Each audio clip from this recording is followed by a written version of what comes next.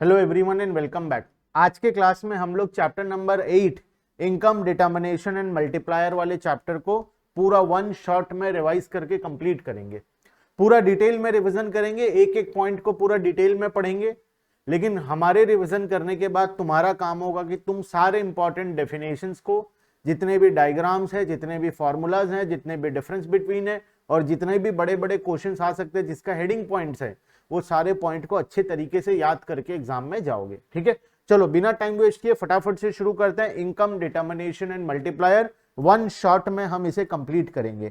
Chapter का नाम है इनकम डिटर्मिनेशन एंड मल्टीप्लायर, जो कि मैक्रो इकोनॉमिक्स चैप्टर 8 हमारा है सिलेबस का, सीबीएसई के सिलेबस का। चलो सबसे पहला डिटर्मिनेशन ऑफ इक्विलिब्रियम लेवल। अब ये डिटर्मिनेशन ऑफ इक्विलिब्रियम लेवल को समझने से पहले हमें इक्विलिब्रियम लेवल को समझना पड़ेगा। ये इक्विलिब्रियम होता क्या है और इक्विलिब्रियम का लेवल हम किसे बोलते हैं। What do you mean by equilibrium and what is equilibrium level.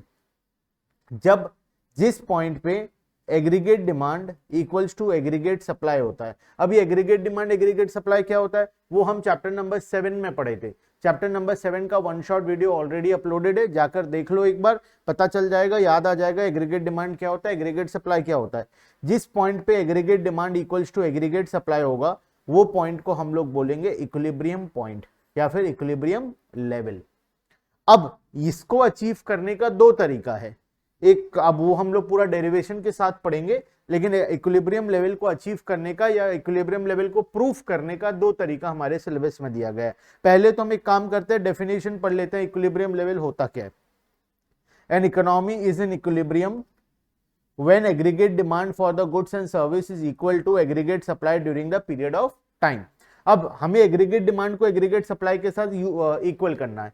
तो एग्रीगेट डिमांड का फॉर्मूला क्या होता है, C प्लस आई। एग्रीगेट सप्लाई का फॉर्मूला क्या होता है, C प्लस एस। अगर मैं दोनों को इक्वल करूं तो मेरा C कट जाएगा और मेरा फाइनल आंसर क्या आएगा, I इक्वल्स टू एस। इसका मतलब इन्वेस्टमेंट इक्वल्स टू सेविंग। तो हमको यहां से दो बातें पता चली। इक्विलिब्रियम अगर हमें प्रूफ करना है तो फर्स्ट तरीका है aggregate demand equals to aggregate supply कर दो, और दूसरा तरीका है या तो तुम investment equals to savings proof कर दो। या तो aggregate demand equals to aggregate supply proof कर दो या तो investment equals to savings proof कर दो। दोनों में से कोई एक काम कर दिए, इसका मतलब तुम इक्विलिब्रियम को प्रूफ कर दिए। बात समझ में आया। तो two approaches for determination of equilibrium level.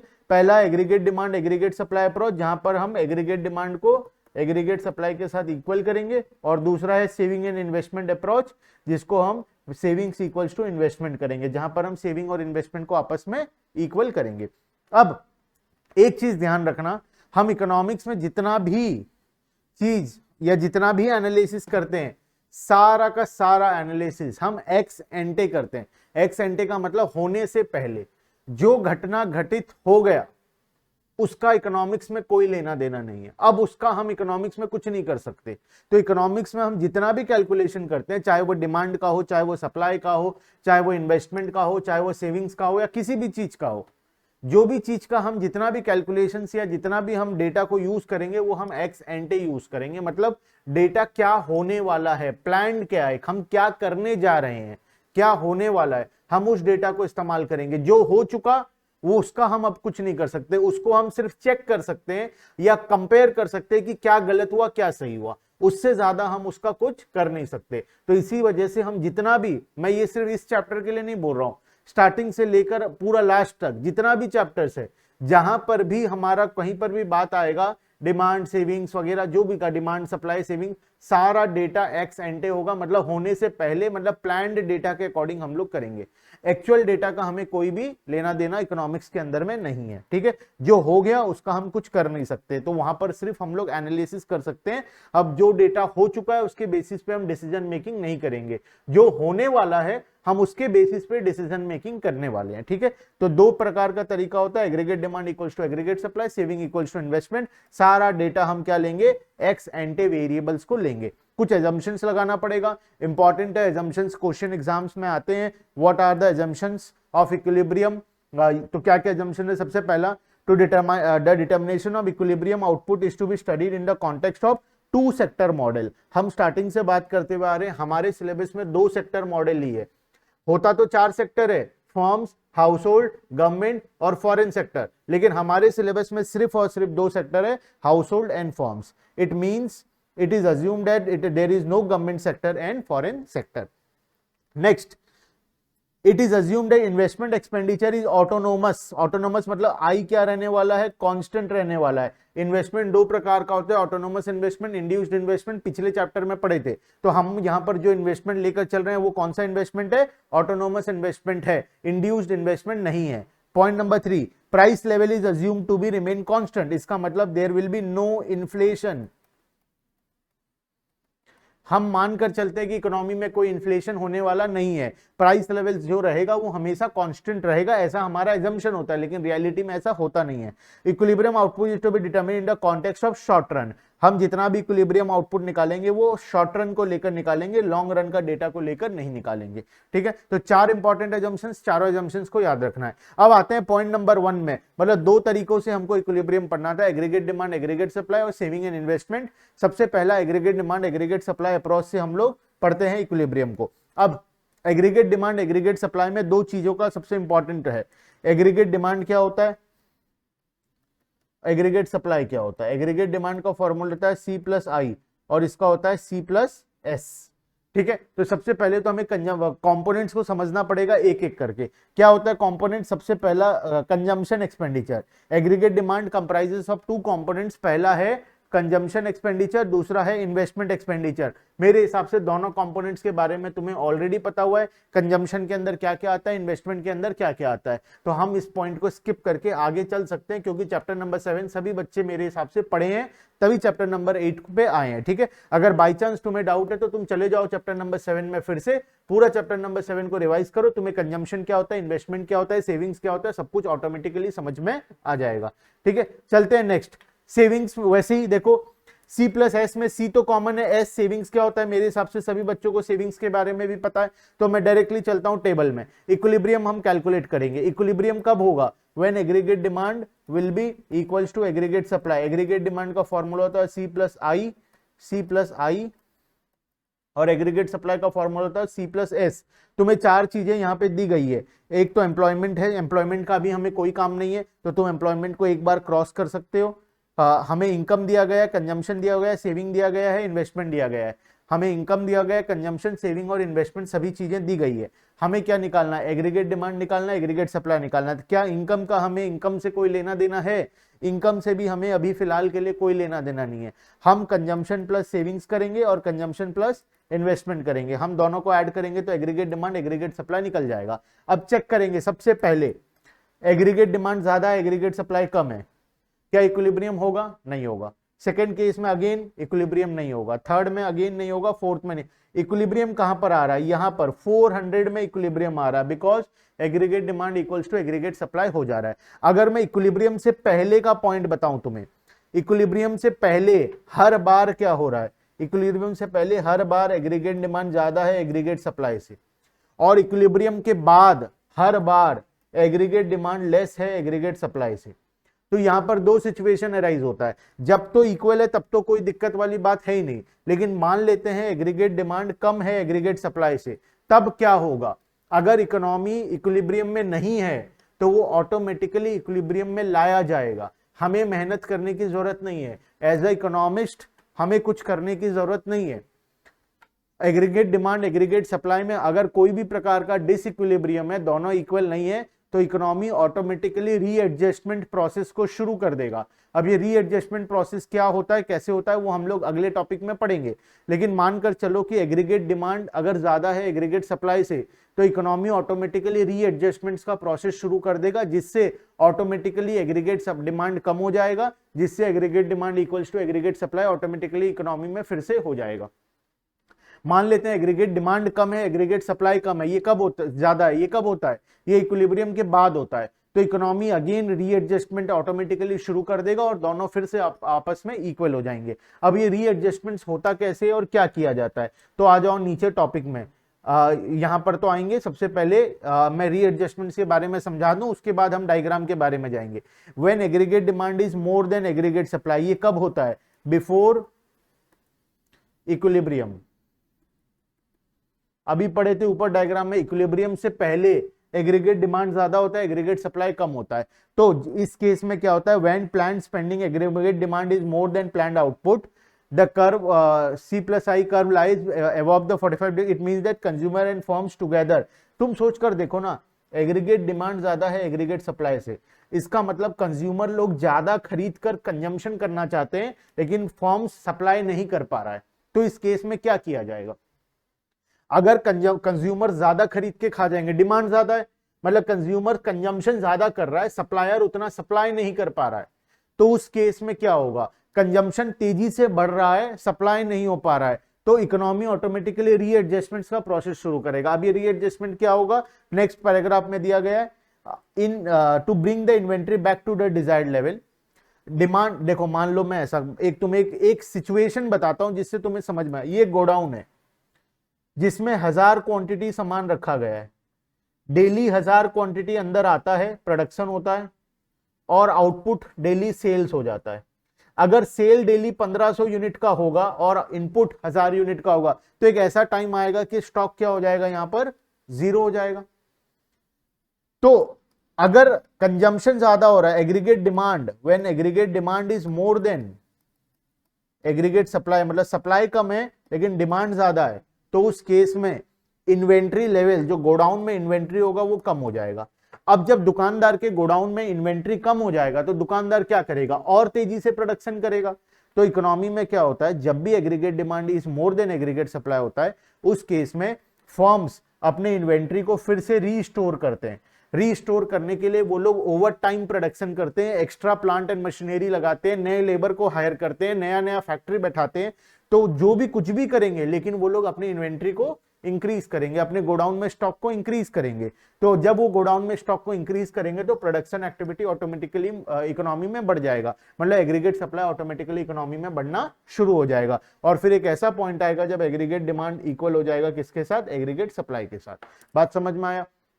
अगर इनिशियली एग्रीगेट डिमांड ज्यादा है, एग्रीगेट सप्लाई कम है, तो उस केस में एग्रीगेट डिमांड ज्यादा होने के कारण दुकानदार के पास सामान बचेगा नहीं, सारा दुकान का सामान बिक जाएगा। जब दुकानदार का सारा सामान बिक जाएगा तो वो प्रोडक्शन और तेजी से करना शुरू करेगा।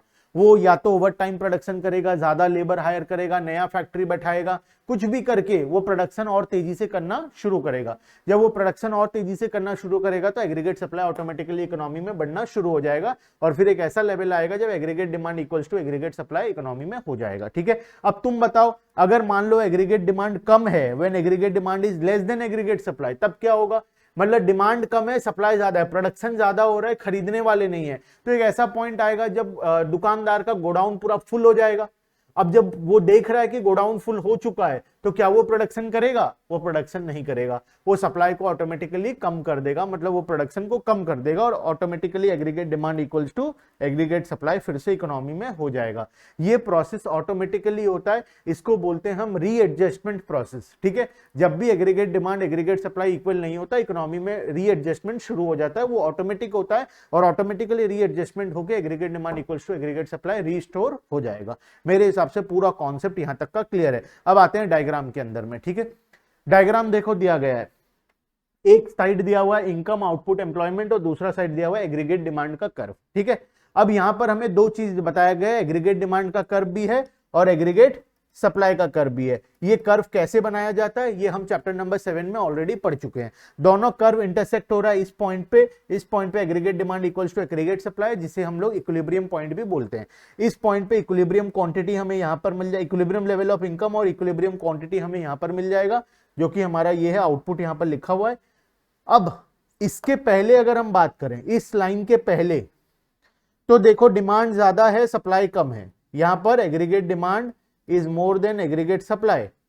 और अगर इस पॉइंट के बाद बात करूं तो aggregate supply is more than aggregate demand, और इस पॉइंट पे क्या हो रहा है, aggregate demand equals to aggregate supply हो रहा है, जिसे हम इक्विलिब्रियम बोलते हैं। अगर क्वेश्चन आए तो ये डायग्राम जरूर से बनाकर आना, aggregate demand and aggregate supply का ग्राफ जरूर से एग्जाम में बनाकर आना है। ठीक है, पूछेगा, पूछने का इंतजार ही मत करना।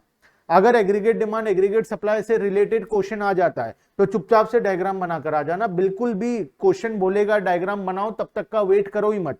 अगर तुम्हें डायग्राम बनाना आता है तो डायरेक्टली बनाकर आ जाओ। 1 मार्क तो तुम्हें मिलेगा ही मिलेगा एक्स्ट्रा। अगर टीचर तुम्हें 3 देना चाहता तो 4 मार्क तो देगा ही देगा। डायग्राम देखते हैं, लेकिन याद रखना डायग्राम सही होना चाहिए।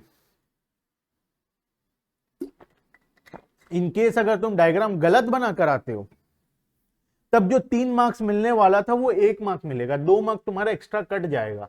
तो याद रखना डायग्राम बना रहे हो तो डायग्राम सही होना चाहिए, ठीक है। चलते हैं आगे। Next, saving and investment approach. अभी हम बात किए थे सेविंग एंड इन्वेस्टमेंट अप्रोच कहां से निकल कर आया है, एग्रीगेट डिमांड एग्रीगेट सप्लाई वाले कॉन्सेप्ट से ही निकल कर आया है। जिस पॉइंट पे सेविंग इक्वल्स टू इन्वेस्टमेंट हो जाएगा वो पॉइंट हमारा क्या हो जाएगा, इक्विलिब्रियम का पॉइंट हो जाएगा। तो आओ देखते हैं टेबल में, इनकम हमें दिया गया है, कंजम्पशन दिया गया है, सेविंग दिया गया है, इन्वेस्टमेंट दिया गया है। हमें किस चीजों से मतलब है, हमें सेविंग्स और इन्वेस्टमेंट से मतलब है। तो पहले सेविंग्स निकालेंगे, सेविंग्स कैसे निकलेगा, इनकम माइनस कंजम्पशन करेंगे तो हमें सेविंग मिलेगा। तो स्टार्टिंग में हमें सेविंग्स दिया गया -40, -20, 0, 20, 40, 60, 80। यहां पर इन्वेस्टमेंट हर बार 40 है। क्यों 40 है हर बार, ये चेंज क्यों नहीं होता। हम बात किए थे, हम जिस इन्वेस्टमेंट के बारे में बात कर रहे हैं वो इन्वेस्टमेंट ऑटोनोमस इन्वेस्टमेंट है, मतलब वो हमेशा कांस्टेंट रहेगा। हम इंड्यूस्ड इन्वेस्टमेंट के बारे में पढ़ाई नहीं कर रहे हैं। इस वजह से इन्वेस्टमेंट देखो कंटिन्यूअसली क्या दिया गया, हमें 40 ही दिया गया, वो चेंज नहीं हो रहा है। तो इनिशियली सेविंग्स कम है, इन्वेस्टमेंट ज्यादा है, सेविंग्स कम है, इन्वेस्टमेंट ज्यादा है। पहला 4 बार देखें तो सेविंग्स कम है, इन्वेस्टमेंट ज्यादा है। यहां पर आकर दोनों इक्विलिब्रियम हो गए, this is your equilibrium point, saving equals to investment. अब अगर मैं इक्विलिब्रियम पॉइंट से पहले का बात करूं तो हमेशा सेविंग कम था, इन्वेस्टमेंट ज्यादा था। और इक्विलिब्रियम पॉइंट के बाद बात करूं तो सेविंग ज्यादा है, इन्वेस्टमेंट कम है। और इक्विलिब्रियम पॉइंट पे दोनों आपस में इक्वल है। तो अब इक्वल है तो कोई दिक्कत वाली बात है ही नहीं। लेकिन अगर मान लो इक्वल नहीं है, मान लेते हैं सेविंग्स कम है, इन्वेस्टमेंट ज्यादा है, या फिर इन्वेस्टमेंट ज्यादा है, सेविंग्स कम है, तो उस केस में इकोनॉमी में अगेन रीएडजस्टमेंट का प्रोसेस शुरू हो जाएगा।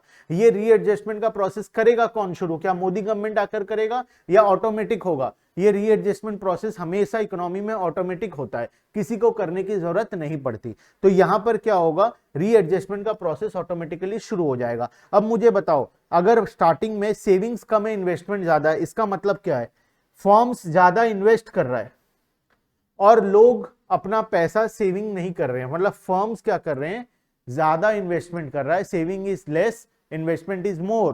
तो इकोनॉमी में क्या होगा, रीएडजस्टमेंट शुरू हो जाएगा। जब इन्वेस्टमेंट एक्सेस हो जाएगा तो फर्म्स को समझ में आएगा कि इतना इन्वेस्टमेंट करने की जरूरत नहीं है, तो उस केस में वो लोग इन्वेस्टमेंट को ऑटोमेटिकली क्या कर देंगे, कम कर देंगे।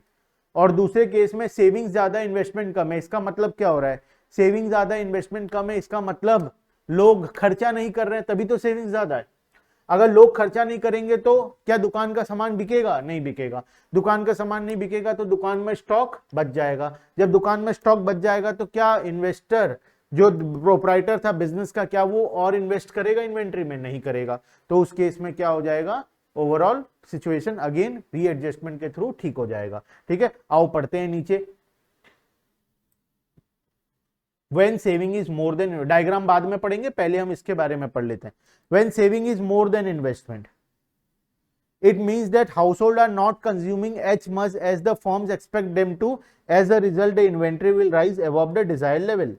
इन्वेंट्री क्या हो जाएगा, डिजायर लेवल से ज्यादा हो जाएगा। तो इन्वेंट्री जब ज्यादा हो जाएगा तो उसे फिर से बैक कंट्रोल करने के लिए वो लोग इन्वेस्टमेंट को क्या कर देंगे, कम कर देंगे। To clear the unwanted increase in inventory, firm would plan to reduce the production till saving and investment become equal to each other.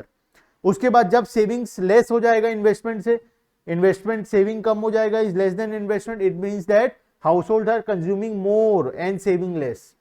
जब सेविंग्स कम हो जाता है तब हाउसहोल्ड लोग सेविंग्स नहीं कर रहे हैं, इन्वेस्टमेंट ज्यादा, कंजम्पशन ज्यादा कर रहे हैं। उस केस में जो इन्वेंट्री था वो कम हो जाएगा, इन्वेंट्री कम हो जाएगा तो इन्वेंट्री को रीस्टोर करने के लिए, to bring back the to desired inventory to desired level, firm would plan to increase the production till saving and investment become equal to each other. मेरे हिसाब से सेम कॉन्सेप्ट रिपीट हो रहा है, एग्रीगेट डिमांड एग्रीगेट सप्लाई वाला यहाँ पर फिर से सेविंग और इन्वेस्टमेंट के केस में।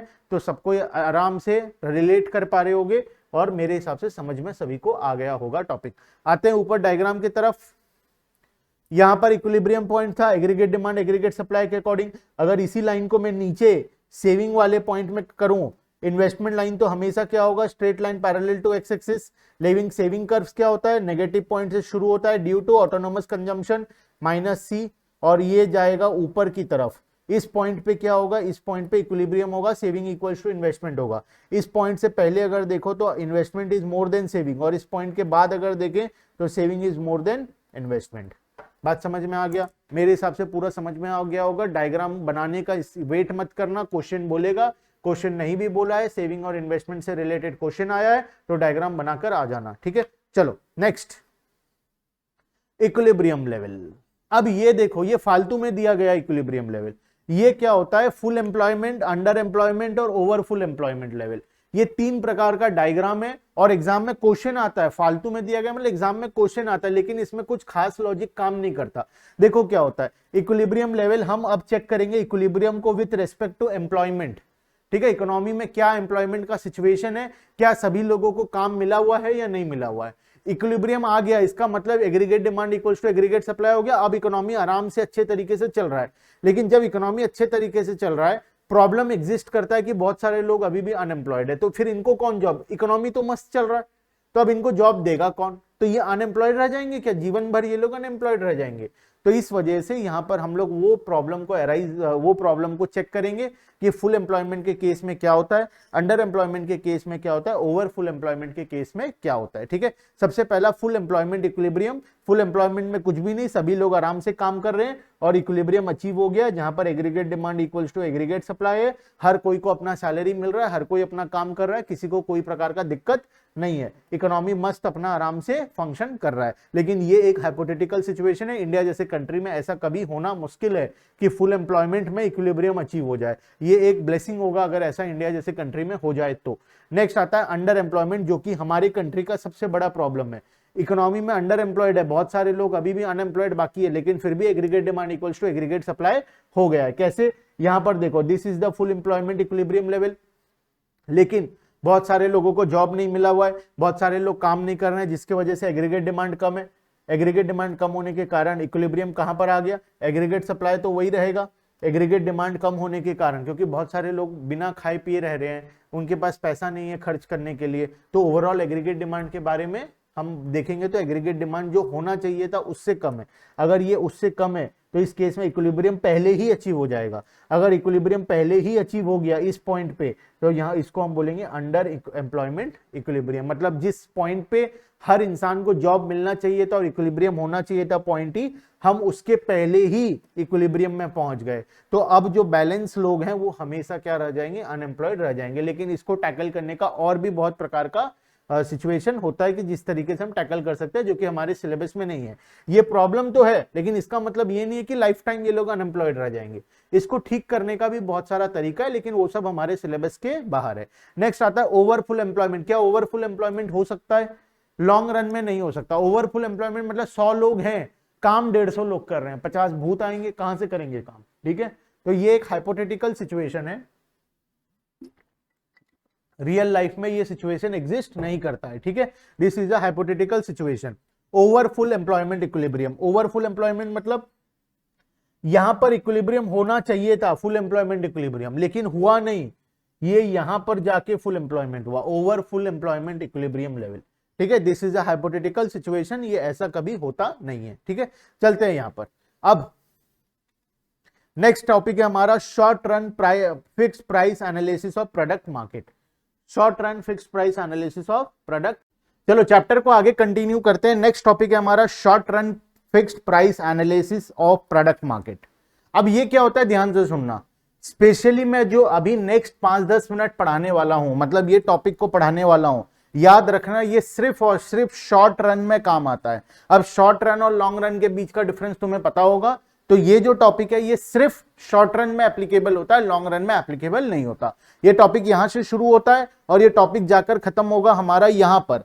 तो यहां तक अभी मैं जो भी बात करूंगा ये सारा टॉपिक सिर्फ और सिर्फ शॉर्ट रन में एप्लीकेबल होने वाला है, लॉन्ग रन में एप्लीकेबल नहीं होने वाला है। जनरली क्या होता है, शॉर्ट रन का कॉन्सेप्ट थोड़ा सा लॉन्ग रन के मुकाबले अलग होता है, और गलती से हम लोग ये शॉर्ट रन का कॉन्सेप्ट को लॉन्ग रन में जाकर लिख कर आ जाते हैं, जो कि प्रॉब्लम होता है। तो ध्यान रखना, अगर क्वेश्चन में शॉर्ट रन के बारे में बोला है तभी ये कॉन्सेप्ट तुम्हें लिख कर आना है, अदरवाइज फुल्ली इग्नोर करना इसको। इसमें जो भी लिखा हुआ है ये हमें एग्जाम में लिखना बिल्कुल भी नहीं है। सिर्फ अगर स्पेसिफिकली क्वेश्चन मेंशन होगा कि शॉर्ट रन है तभी अप्लाई करना है, अदरवाइज अप्लाई नहीं करना है। ठीक है, चलो चलते हैं आगे। अब शॉर्ट रन में क्या होता है, तुम कॉमन सेंस लगाकर बात करो। अगर मान लो डिमांड और सप्लाई है, ठीक है, अचानक से डिमांड बढ़ जाएगा, क्या शॉर्ट रन में दुकानदार को पता चल जाएगा कि डिमांड अचानक से बढ़ गया और वो प्राइस बढ़ा देगा?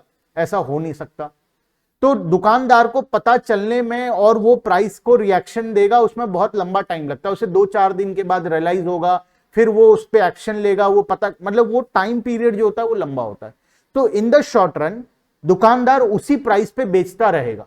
अगर मार्केट में ऑटोमेटिकली डिमांड तेजी से बढ़ गया, शॉर्ट रन में किसी रीजन से अचानक से डिमांड बढ़ गया, तब भी दुकानदार उसी प्राइस पे प्रोडक्ट बेचता रहेगा। जनरली हम क्या सीखे, जब भी डिमांड बढ़ जाता है, सप्लाई कांस्टेंट रहता है, तो उस केस में प्राइस क्या होगा, इंक्रीज होगा। लेकिन शॉर्ट रन में ऐसा नहीं होता, बिकॉज शॉर्ट रन में वो जो रिएक्शन एंड रिएक्शन का टाइम है वो बहुत लंबा होता है। तो इस वजह से शॉर्ट रन में प्राइस क्या होता है, कांस्टेंट रहता है, और सिर्फ डिमांड बढ़ने पर भी प्राइस कांस्टेंट रहता है। सेम अप्लाई करता है जब डिमांड कम हो जाता है। क्या डिमांड कम होते ही दुकानदार को पता चल जाएगा कि डिमांड कम हो गया इमीडिएटली सेम मोमेंट में, और वो अचानक से प्राइस कम कर देगा? ऐसा होता नहीं है। ये जनरली ये पता चलने में ही टाइम लगता है, और पता चल के एक्शन और रिएक्शन में और लंबा टाइम लग जाता है। तो ओवरऑल अगर हम बात करें तो थोड़ा लंबा टाइम पीरियड लग जाता है। तो अगर मैं बात करूं तो शॉर्ट रन में क्या प्राइस कांस्टेंट रहता है? यस, शॉर्ट रन में प्राइस कांस्टेंट रहता है, बिकॉज प्राइस इंक्रीज या प्राइस डिक्रीज करने का टाइम सप्लायर के पास में नहीं होता है, और उसे पता चलने में ही लेट हो जाता है। इस वजह से हम मानकर चलते हैं कि शॉर्ट रन में प्राइसेस क्या होगा, कांस्टेंट रहेगा। So it is assumed that prices remains constant in the short run, very in the long run.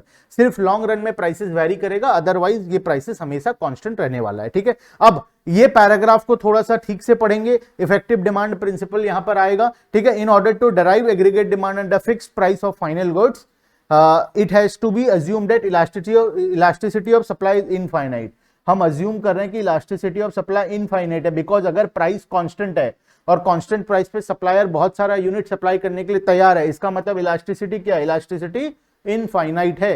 That is, supplier are willing to supply whatever amount consumer will demand at a given constant price. It is necessary assumption because if quantity supplied exceeds or falls out of quantity demand at a price, then price will change because of excess supply and demand। इतना ज्यादा दिमाग लगाने की जरूरत नहीं है। So when aggregate supply is assumed to be constant, हम मानकर चलेंगे कि एग्रीगेट सप्लाई क्या है, कांस्टेंट है, और वो एक इनफाइनाइट अमाउंट है, इतना है कि जितना तुम्हें चाहिए मिल जाएगा। ठीक है, तो एग्रीगेट सप्लाई क्या है, कांस्टेंट है।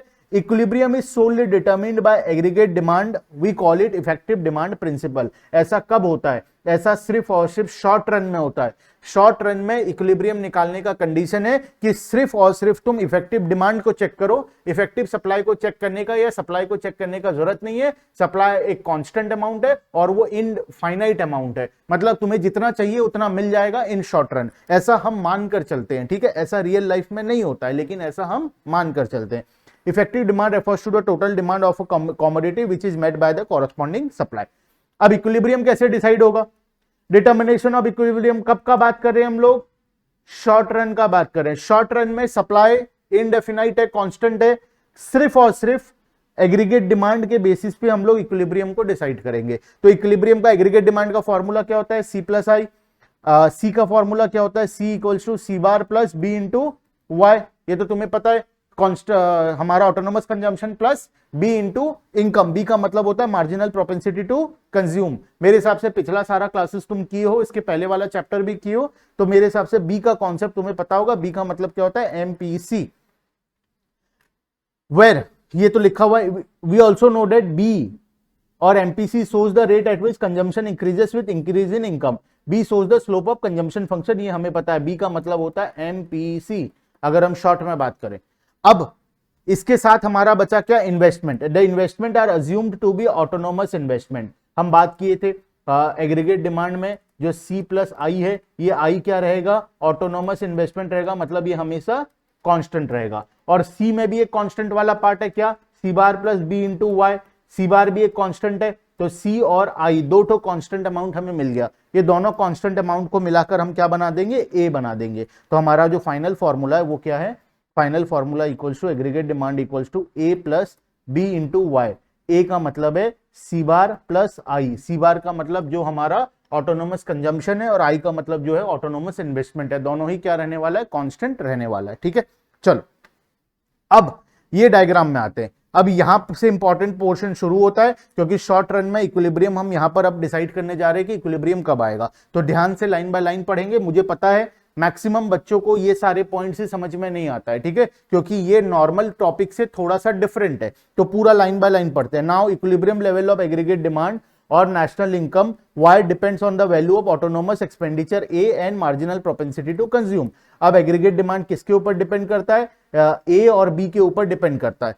Let us determine the equilibrium with the help of figure 8.6। अब देखना फिगर को, as seen in diagram when autonomous expenditure it in the economy होगा, ये इन द इकोनॉमी इज A1। जब ऑटोनोमस एक्सपेंडिचर A1 था, the aggregate demand line intersect the 45 degree line at point E। जो aggregate demand line है ये 45 degree line, जिसे हम aggregate supply line भी बोलते हैं, इस पॉइंट पे इक्विलिब्रियम हो रहा था, बिकॉज दोनों पॉइंट आपस में इंटरसेक्ट कर रहा था। The point is determined as the equilibrium point at which the equilibrium output is OY।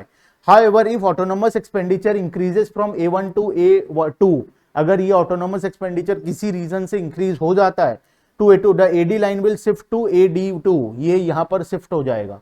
ठीक है, due to increase in autonomous expenditure EG is the amount of excess demand. ये हमारे लिए क्या हो जाएगा, एक्सेस डिमांड का सिचुएशन आ जाएगा, बिकॉज सप्लाई कम है।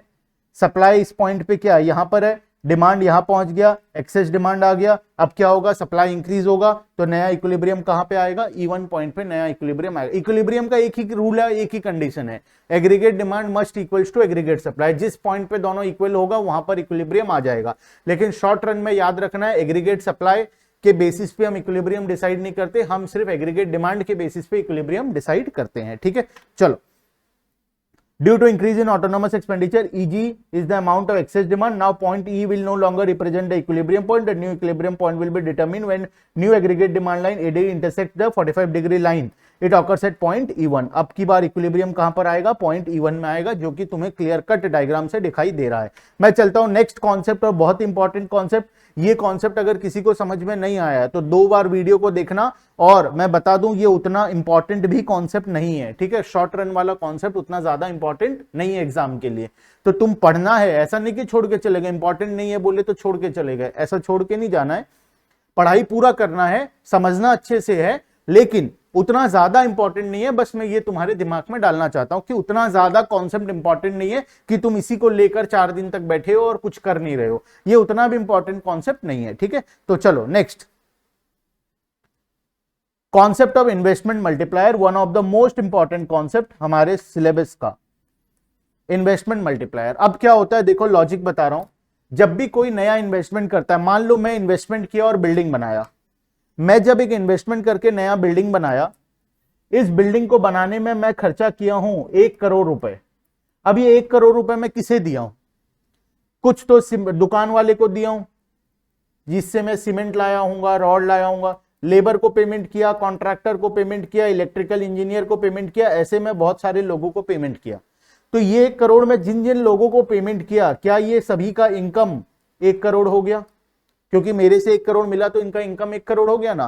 फिर ये लोग इस पैसे का क्या करेंगे, आगे खर्च करेंगे। जब ये लोग आगे खर्च करेंगे फिर से इनकम जनरेट हुआ, फिर वो लोग आगे खर्च करेंगे, तो ये सिस्टम कंटिन्यूली चलता जाएगा। जब भी इकोनॉमी में एक बार इन्वेस्टमेंट होता है तो उसके लिए मल्टीपल टाइम्स हमारा कंजम्पशन कर्व काम करता है, मल्टीपल टाइम्स कंजम्पशन या मल्टीपल टाइम्स डिमांड क्रिएट होता है। इसी को बोलते हैं हम लोग इन्वेस्टमेंट मल्टीप्लायर। इन्वेस्टमेंट मल्टीप्लायर हमें यह बताता है कि अगर तुम 1 रुपए इन्वेस्ट कर रहे हो तो उसके अगेंस्ट में इकोनॉमी में कितनी बार या कितना टाइम्स डिमांड क्रिएट होगा। अगर इन्वेस्टमेंट मल्टीप्लायर 4 है, इसका मतलब क्या है, इसका मतलब है कि तुम अगर 1 रुपए इन्वेस्ट करते हो तो 4 रुपीस का डिमांड क्रिएट होगा इकोनॉमी में। तो इसीलिए वजह से ये कॉन्सेप्ट इंपॉर्टेंट है, क्योंकि इन्वेस्टमेंट की वजह से डिमांड कंटिन्यूअसली तेजी से बढ़ता है बिकॉज ऑफ इन्वेस्टमेंट मल्टीप्लायर। देखो इन्वेस्टमेंट मल्टीप्लायर क्या होता है, investment multiplier is the ratio of increase in national income due to an increase in investment. Consumption increase होगा जो कि हमारा इनकम का पार्ट है। तो हम इसको कैसे डिनोट करते हैं, delta Y divided by delta I. बहुत इंपॉर्टेंट कॉन्सेप्ट है, मैक्सिमम टाइम क्वेश्चन यहीं से आता है सिलेबस में, यहां से न्यूमेरिकल क्वेश्चन भी आता है, तो ध्यान से सुनना और समझना। एक एग्जांपल है, suppose the additional investment of 4000 crore. अगर इकोनॉमी में 4000 करोड़ का एडिशनल इन्वेस्टमेंट हुआ, इन the economy generates an additional income of 16,000 crore. 4000 crore का इन्वेस्टमेंट के अगेंस्ट में 16,000 करोड़ का इनकम जनरेशन हो रहा है, तो बताओ इन्वेस्टमेंट मल्टीप्लायर क्या होगा? 16,000 करोड़ हो रहा है, कितना इन्वेस्ट करके? 4000 करोड़ इन्वेस्ट करके, तो 4 टाइम्स का हमारा क्या हो गया? इन्वेस्टमेंट मल्टीप्लायर हो गया। तो ये 4 टाइम्स हमें क्या बताता है कि अगर हम 1 रुपए इन्वेस्ट करते हैं तो उसके अगेंस्ट में इनकम 4 टाइम्स जनरेट होता है, या फिर हम इसे बोल सकते हैं कि डिमांड 4 टाइम्स जनरेट होता है, कंजम्पशन 4 टाइम्स इंक्रीज होता है। कुछ भी बोल लो, बात बराबर है, ठीक है। चलो, concept of multiplier and MPC. अब ये marginal propensity to consume and MPC क्या होता है? मार्जिनल प्रोपेंसिटी टू कंज्यूम और मल्टीप्लायर के ऊपर बहुत इंपॉर्टेंट रिलेशन है। क्या रिलेशन है? देखो, मान लो ये मिस्टर ए है, ये मिस्टर बी है, ये मिस्टर सी है, ठीक है। ये इन्वेस्टमेंट किया, पैसा दिया इसको, कितना? 1 करोड़ रुपए। अगर इसका मार्जिनल प्रोपेंसिटी टू कंज्यूम 80% है, तो ये खर्च कितना करेगा? ये खर्च सिर्फ 80 लाख रुपए करेगा। तो नेक्स्ट राउंड में सिर्फ 80 लाख रुपए का इनकम जनरेशन होगा। 20 लाख रुपए तो इसके बैंक अकाउंट में चला गया सेव होने, ठीक है। तो सबसे बड़ा इंपॉर्टेंट है मल्टीप्लायर में कि एमपीसी का वैल्यू क्या है। अगर एमपीसी ज्यादा होगा, अगर ये इंसान ज्यादा खर्च करेगा, तो नेक्स्ट वाले का इनकम भी ज्यादा होगा। अगर इसका भी एमपीसी ज्यादा होगा, तो इसके बाद वाले का इनकम भी ज्यादा होगा। तो जितना ज्यादा एमपीसी होगा, इन्वेस्टमेंट मल्टीप्लायर भी उतना ज्यादा होगा, और जितना कम एमपीसी होगा, इन्वेस्टमेंट मल्टीप्लायर भी उतना कम होगा। तो ओवरऑल हम ये बोल सकते हैं कि एमपीसी और मल्टीप्लायर का डायरेक्ट रिलेशन है। जितना ज्यादा एमपीसी होगा, इन्वेस्टमेंट मल्टीप्लायर भी उतना ज्यादा होगा। और हमारा मार्जिनल प्रोपेंसिटी टू सेव के साथ हमारा मल्टीप्लायर का इनवर्स रिलेशनशिप है।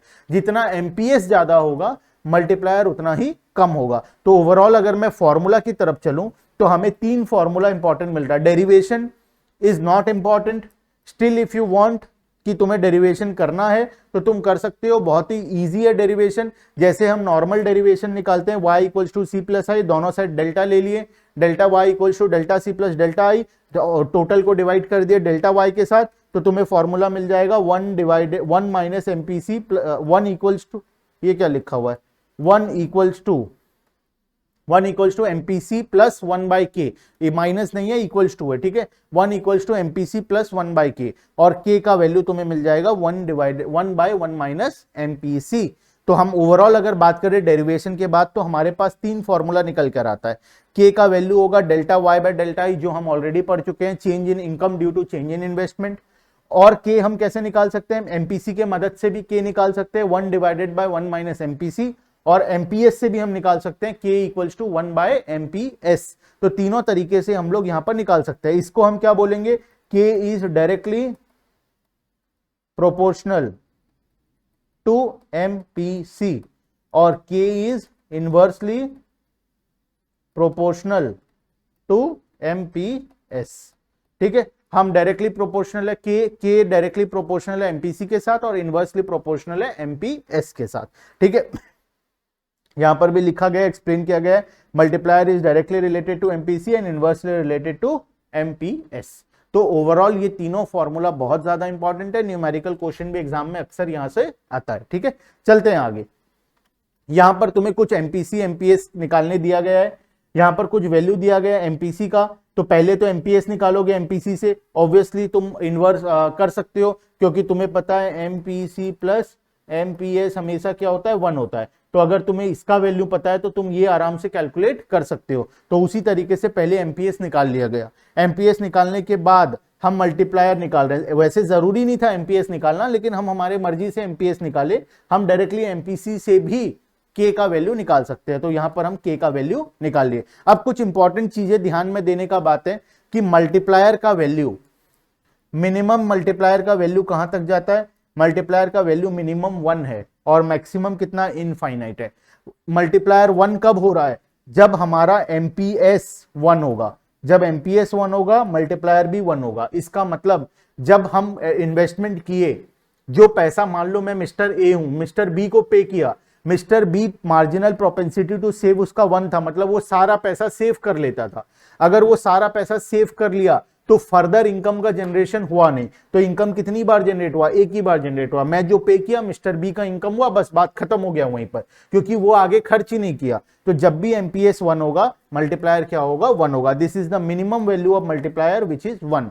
मैक्सिमम वैल्यू ऑफ मल्टीप्लायर क्या होगा, इनफाइनाइट। अगर मैं जितना पे कर रहा हूं मिस्टर बी को, वो सारा पेमेंट मिस्टर सी को कर देता है, सी सारा डी को कर देता है, डी सारा ई को कर देता है, तो ये साइकिल कंटिन्यू रहेगा for a indefinite period of time, ये चलता रहेगा। तो इस वजह से जब भी एमपीसी का वैल्यू 1 होगा तो मल्टीप्लायर क्या होगा, इनफाइनाइट होगा। और this is the maximum value and this is the minimum value. यही लिखा गया है पूरे नेक्स्ट वाले टेबल के अंदर में। मल्टीप्लायर कब मैक्सिमम होगा और कब मिनिमम होगा, मिनिमम कब होगा, मैक्सिमम कब होगा।